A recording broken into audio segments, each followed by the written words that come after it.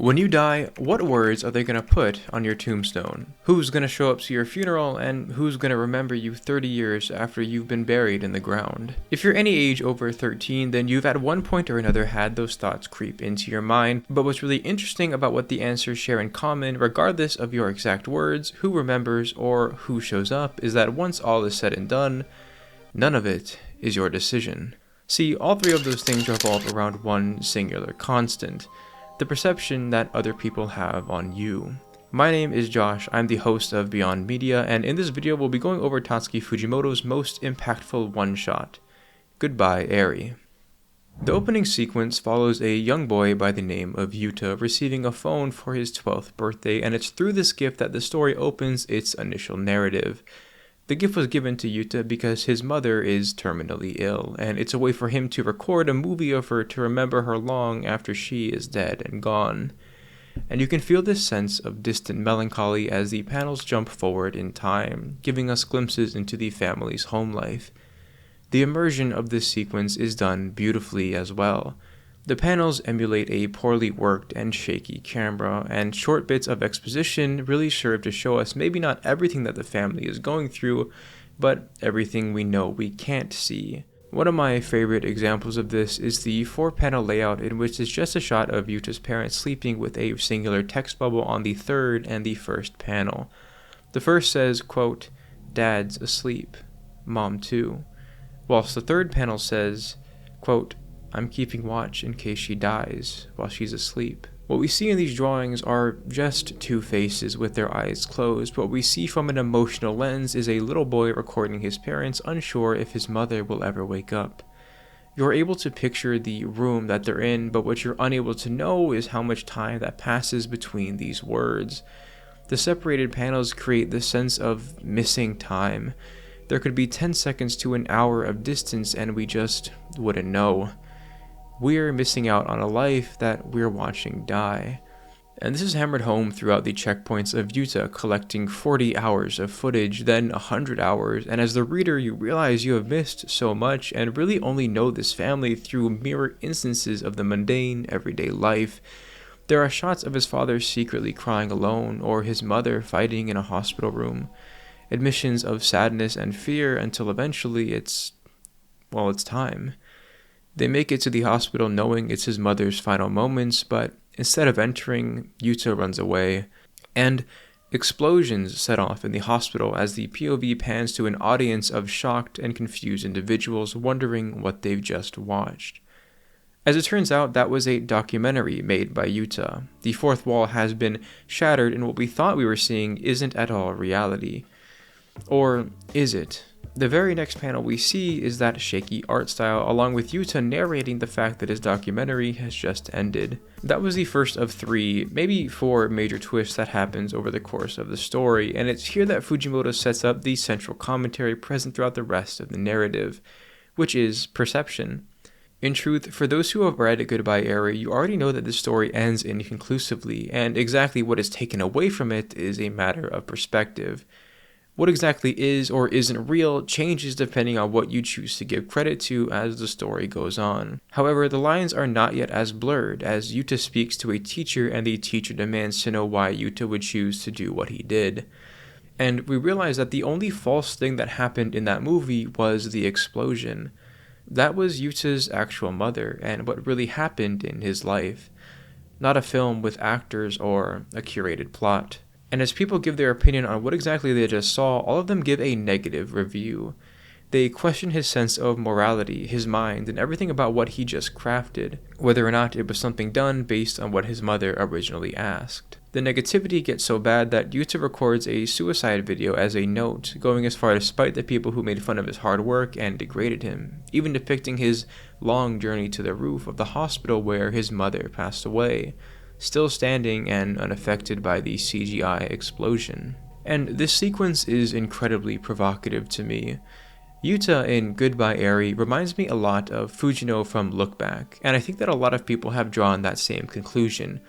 In fact, under our Look Back video that we made, there were some comments correcting me that Goodbye Eri was the real depiction of Fujimoto's relationship with art, and while I can see how they've made that conclusion, I fundamentally disagree.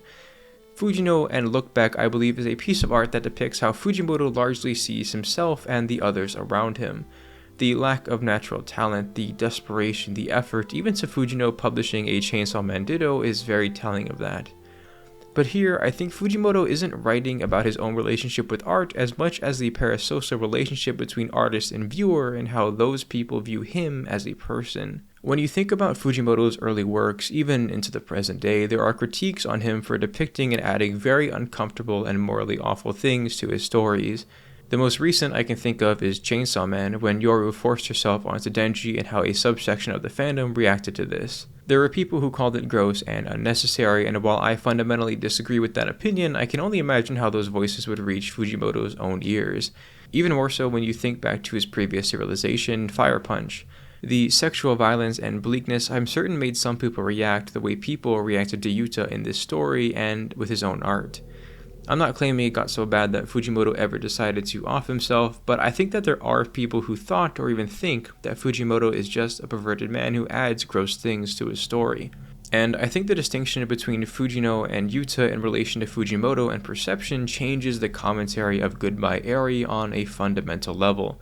In effect, it provides some form of consistent messaging regardless of the interpretation of the confusing in-story events that is able to transcend the blurry lines between what is real and what isn't, and leave us with a truth regarding what the story is about. There's this concept in art and media known as death of the author, which, when boiled down, is the idea of reviewing, judging, or enjoying a piece of art wholly distinct from the person who has created it as if it were made anonymously. Personally, I think this term has become used for something that is inherently negative and works as a coping mechanism for people who want to enjoy something they like even if it was made by a morally corrupt individual. Because death of the author is only used in those instances where we want to separate a work from the creator, but never used when the creator is loved or their identity adds substance to the story at hand. Think about how this concept would retract a lot of the power found in Look Back or even Goodbye Eri. The reason I bring it up is because of how that concept is completely ignored when it comes to Yuta, who isn't only unliked, but has created something that isn't liked as well, and the effect that has on him. And I think that if Fujimoto is aware of some of the negative things said about his work and the assumptions made about him, this situation in the story almost lets us know that he knows how certain people view him for the art that he's made while diving into truly brutal and horrific things. But as Yuta makes it onto the roof and prepares to jump, he encounters a young woman who recognizes him as the person who made that movie about his mother. She takes him to an abandoned building where the two watch a series of films together, where she remarks that making good movies is only possible if one consumes a lot of movies. Yuta starts to film her as she says how she loved how the movie blended reality and fiction together, eventually shouting that while there are a lot of issues with his movie, she absolutely loved it, and wants him to make another that will shut everyone up who hated it. In preparation for this, Eri and Yuta start to watch a ton of movies together, and in the same way as time began to distort earlier, it begins to distort here. Repetitive panels and no real indication of time makes it feel like we're watching years and moments of friendship blossom and grow all at the same time. They plan his next film, and Eri gives critique until eventually they settle on a movie about a boy who was given a phone to record his mother's last days until she dies. The boy then turns that footage into a movie and, distraught from the negative backlash, decides to end his life until he meets a vampire girl waiting for him. Obviously, it's not only eerily similar to what happened in Yuta's life, but identical, with a sprinkling of fantasy twist by making Eri a vampire. And then the elevation happens. In this story, Eri is a vampire who is going to die from illness, and seeing the protagonist's movie made about his mother, asks him to film her until she dies so she isn't forgotten. From there, the protagonist will have the courage to make movies again and becomes a director. The shooting for this film commences with long sequences of panels going on until we learn that what we've been seeing is part of his shooting for the second film. Sometimes the shift from filming to real life or what we're seeing isn't even that obvious. Instead, it's revealed through dialogue, with Eri saying something that wouldn't make sense outside of her playing the character version of herself. We watch the two of them continue to bond, their relationship growing beyond director and actress or just a couple friends.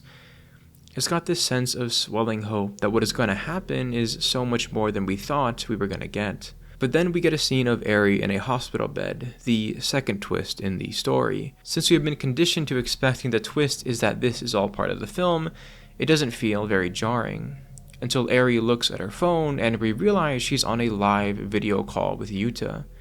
And that means his phone cannot be recording, and this hospital cannot be a set. And then, just like it did in the beginning of the manga, the panels begin to slow down and become repetitive. Fujimoto leaves us to ponder on the impossibly long second between similar images as the dialogue begins to unfold. You don't get better. You don't get better. It's that kind of illness. I knew. I thought I had more time. When I saw your movie, the truth is, I related to your mom. I know how it feels to want someone to film your death. It feels like that way, in a movie, you could keep living. I envied her for that. I want you to film me until the moment of my death, just like in the plot you came up with. Will you? And from there, everything starts to feel impossibly sad. Those sections where time slipped away between panels now become safe havens where time cannot go forward, for it doesn't move at all. And Fujimoto seems to understand the presence of nothing so intimately within this story that even when we continue on the next scene, it has this sense of resistant motion through the narrative. It's actually here that we get the final twist. Perhaps to help his son with the impending fear of losing Eri, his father shows him his mother's final moments, the woman that Yuta filmed up until that final hospital visit where he was unable to attend for fear of losing his mother. We watch as his father explains why Yuta couldn't make it, and then we get a full page panel with the most chilling lines in the third twist or elevation in this story. That boy was useless to the very end. You see, while the movie his friends watched at school was a tender look at a loving wife and mother's final days, the truth is that she was a lot worse than her son depicted her. We get to see shots of what she was really like, emotionally manipulative, physically and verbally abusive. But what's the most interesting about this discovery is that if you had only watched the film that he made of her, Yuta's mother would have looked like the perfect parent. And it's right here that thought of perception starts to come back into the forefront of our minds. His father remarks that even though he saw all the bad things she did to him in the movie, his mom was a good mom, and he could only see and remember the beautiful things about her. And it's not as if this was done by accident or without intention. Yuta even says that his mother never praised him for anything, but he wanted his memories of her to be beautiful.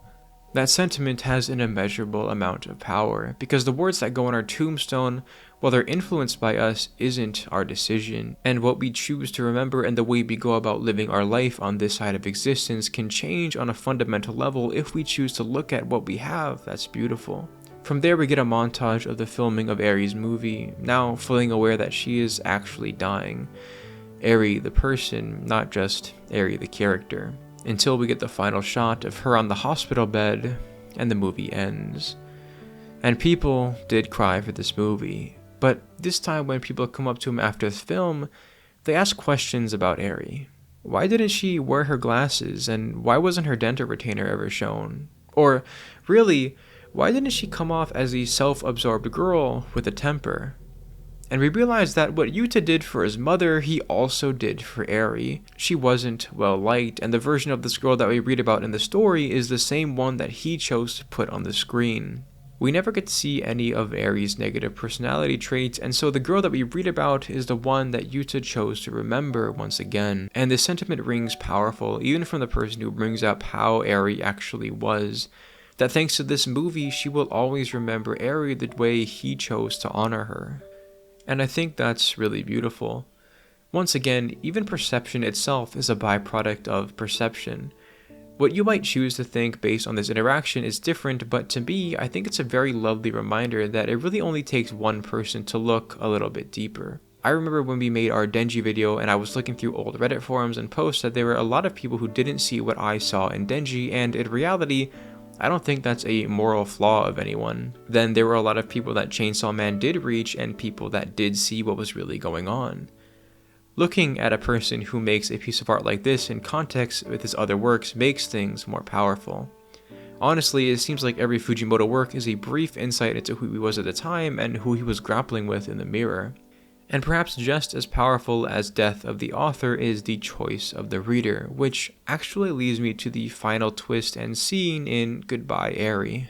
Here, we skip forward into the future by a significant margin and see an adult Yuta is filming himself in the same way he did all those years ago.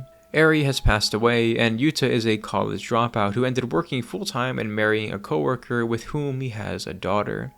His life was more or less solid despite him not going on to make movies, though his recutting and constant work of Eri's movie persisted. But then he says that one day he was driving his family and there was a tragic accident in which he was the only survivor.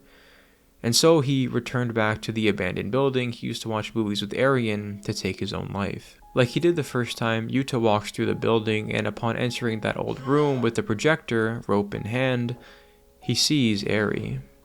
And Yuta immediately starts to tell himself that he's imagining it, and it's a dream, to which Eri replies that the fantasy twist of making her a vampire wasn't fake at all, and that she really is a vampire. Her death was only a mental one, with her heart living on. After 3 days of being dead, she came back to life, but with no memories, and along with a letter from her past, uses this film to teach herself how to live. Yuta lashes out and begins one of the most powerful exchanges in the story. Quote, "Everyone you love will die before you. Your parents, your sweethearts, friends, you'll watch them all die. Won't living like that drive you into despair?" End quote. Eri remarks that maybe the last Eri was in despair, but she will be fine. I'll get to see you every time I watch it. No matter how many times I forget you, I'll remember you again and again. Isn't that beautiful? Yuta agrees, and then he leaves. But as he leaves and walks away from the building erupts into a massive explosion. Perhaps in line to the nature of the story, what people think this scene really means is varied and open to interpretation. It's possible that this final sequence is part of a movie that he is filming in his adult life, and the story of his wife and kids aren't a real story at all. Or, with Yuta's track record, it could be that the story was real and he's making a movie of it. It could be that it is real, or it could be that he's just imagining or dreaming all of it. Each have a different implication and meaning for the story as a whole if they are true, but what's interesting is that for most people who have read this, reading this panel, while jarring and unexpected, they just seem to get it. There may be many people who continue and read back and look for a quote-unquote point and try to solve for what the ending of the narrative and emotional perspective makes the most sense. But when people take a step back and look over the story, desperate to solve what really happened, I think that is the point. If the story has no conclusive or sure, resolved ending, then all that's left to take from it is what you end up choosing to. You get to choose how you will remember this story. There's a tremendous amount of power in that, I think, that this story about perception and remembrance ends with the ball in the reader's court. This video will draw no conclusion on what the ending of Goodbye Eri means, because honestly, I think it's far more beautiful that way. Maybe we get to choose how people remember us by the way we live. And maybe people will see it differently than what we wanted. But hey, that's life. Perception, huh? What kind of resolution is that? Until next time, keep dreaming.